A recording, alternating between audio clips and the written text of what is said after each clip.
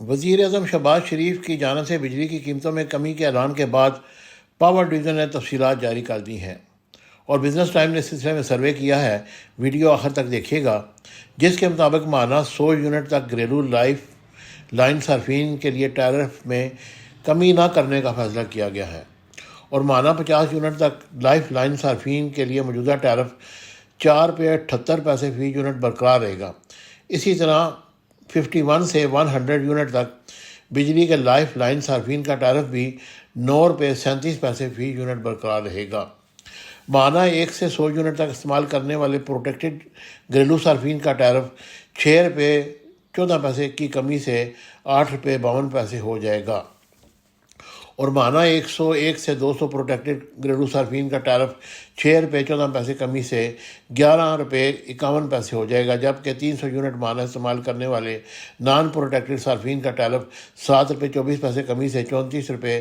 3 پیسے ہو جائے گا۔ اس طرح گھریلو صارفین 300 سے زائد یونٹ بجلی استعمال کرنے والے نان پروٹیکٹڈ صارفین کا ٹیرف 7 روپے 24 پیسے کمی سے 48 روپے 44 پیسے ہو جائے گا اور کمرشل صارفین کا ٹیرف 8 روپے 58 پیسے کمی سے 62 روپیز 47 پیسے فی یونٹ ہو جائے گا، جبکہ زرعی صارفین کا ٹیرف 7 روپے 18 پیسے کمی سے 34 روپے 58 پیسے ہو جائے گا۔